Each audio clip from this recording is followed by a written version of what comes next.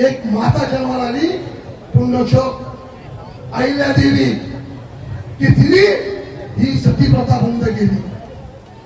आज आपण पाहतोय, आज आपण इतिहास पाहतोय. इतिहासाला धरून जर चाललो तर रस्ते, पूल हे जे आज आपण पाहतोय, ही फक्त अहिल्याबाईंचीच कृपा असं आपल्याला सांगायला लागेल.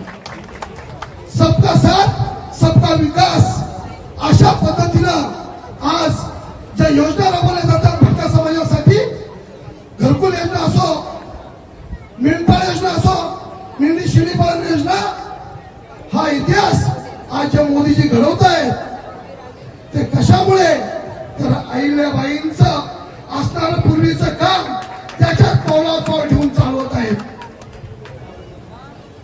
तुम्हाला सांगायचा इतिहास काहीच नाही. तुम्ही 50 वर्षाचा इतिहास बघा आणि या 10 वर्षापूर्वीचा इतिहास पाहिला इथे, तर असणाऱ्या आपल्या जिल्हा परिषद सदस्य मानसीताई मगाशी सांगितलं ओळीमध्ये की आमदार का आले नाही. ताई आल्या म्हणजेच आमदार आले. ताई आमदाराच्या खांद्याला खांदा देऊन चालल्या म्हणून 2 वेळा महेंद्र शेठ आमदार झालेले आहेत. पण एक लक्षात ठेवा, अहिल्याबाईंचा होळकरांचा इतिहास जसा होता तसा या जिल्ह्यात आज घडत आहे. प्रत्येकाला पाणी योजना, प्रत्येक दारोदारी नळ पोचत आहेत. महिलांना त्यांचा सत्कार योग्य वेळी केला जात आहे. मग अशी मी बघितलं 2 मुलं झाल्यानंतरही पोलीस दलामध्ये सामील होणं म्हणजे सोपं नाहीये. बहिणी, खरंच त्या स्त्रीचा सन्मान आज ताईने केलेला आहे.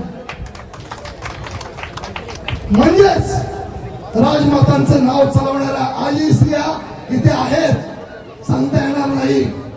मित्रांनो, मी सांगेन, कोण कविता बोलतोय.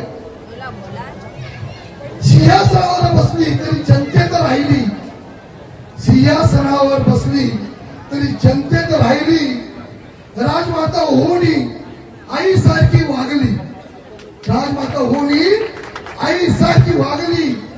दीनदुबळ्यांच्या अश्रूंना तिने दिला आधार, दीनदुबळ्यांच्या अश्रूंना तिने दिला आधार.